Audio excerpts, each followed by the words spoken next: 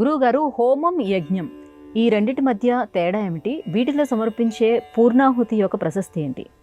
ఈనాటి కాలంలో హోమం, యజ్ఞం అనే రెండింటిని సమానార్థకంగా వినియోగిస్తున్నారు. ఈ రెండు కాకుండా మరి ఒక పదం కూడా ఉంది, యాగం అన్న పేరిట. రుద్ర మహాయాగం, రుద్ర స్వాహాకారాలు, చండీ హోమం, అలాగే సుదర్శన యాగం. ఆ పదబంధాలలో అర్థాలు వేరుగా ఉన్నాయి, అన్నీ ఒకటి కావు. సమర్పించే ద్రవ్యం హుతం అయినప్పుడు అది హోమం అవుతుంది. నిత్యాగ్నిహోత్రుడు ఇంట్లో చేసుకునేది హోమం అవుతుంది. పరిమిత సంఖ్యకు లోబడి యజ్ఞవేదికలో ప్రతిరోజు మనం సమిధలకు అలాగే ఆ హుత ద్రవ్యానికి సమానార్థకంగా నేతిని కూడా జతపరిచి అగ్నిహోత్రుడి పేరిట సమస్త దేవతలకు అర్పించడం హోమం అవుతుంది. యజ ప్రత్యేకమైనటువంటి లక్ష్యంతో, యజమానాధికార దర్శనంతో, ఇంద్రం యజామహే ఒక లక్ష్యంతో ఇలా చేసినప్పుడు అది యజ్ఞం అవుతుంది. ఇంకా పరిధిని మించినప్పుడు యాగం అవుతుంది.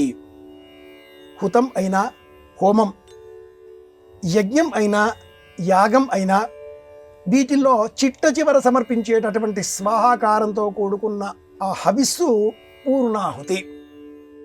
పూర్ణాహుతిముత్తమాం జుహోతి సర్వం వై పూర్ణాహుతి సర్వమేవాప్నోతి అథో ఇయం వై పూర్ణాహుతి ఇటువంటి మంత్రములతో అస్యామేవ ప్రతితిష్ఠతి అని చెబుతూ సకారం చివర హకారం ఆది పూర్ణాహుతిగా యజ్ఞములో వినియోగించినటువంటి ఆ ద్రవ్యంలో కొంత భాగాన్ని చెరువును సిద్ధం చేసి ఒక పళ్ళెములో స్వీకరించి పూర్ణ కుంభముతో కొబ్బరికాయ, ఖర్జూరం పండు ఇలాంటి వాటికి పట్టు వస్త్రమును చుట్టి 12 మార్లు 1 2 3 4 5 ఏకాదశ ద్వాదశ నేతిని సుర్కుతో స్వీకరించి సురువము సృక్కు కలుపుకొని అగ్నిహోత్రుడికి చిట్ట చివరిగా సమర్పించే ఆఖరి స్వాహాకారం పూర్ణాహుతి.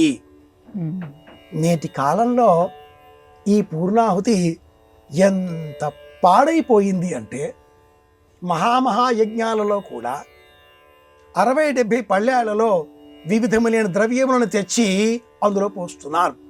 ఇదంతా కూడా అవైదికం, వేద మార్గానికి చెందినది కాదు. అలాగే పట్టు చీరలు, వస్త్రాలు, ధోవతులు ఇలా గాల్లో ఎగిరే విధంగా సమర్పిస్తున్నారు. ఇదంతా అవైదికం, తామసం.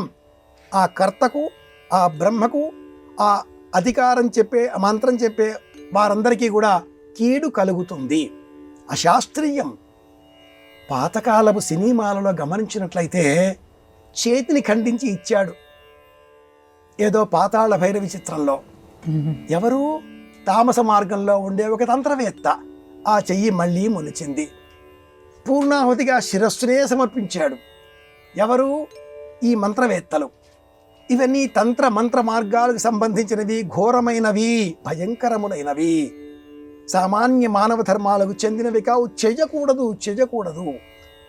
తాపం పెంచుతాయి, మనలో ఉగ్రతత్వం పెరుగుతుంది, దక్షాగ్రధరంగా మారుతుంది.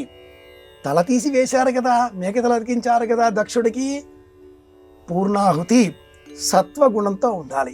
ఇలా ధోవతులు, పంచెలు అలా వేయడం, గాల్లో విసిరేయడం, 60-70 పళ్ళాలలో తెచ్చి సుగంధ ద్రవ్యములు సమర్పిస్తున్నాం అంటూ వేయడం, ఇదంతా కూడా తామస ప్రక్రియ, అవైదికం, అధర్మం, అన్యాయం అన్నట్టు ఈనాటి కాలంలో పూర్ణాహుతిలో మనం చూస్తున్నాం.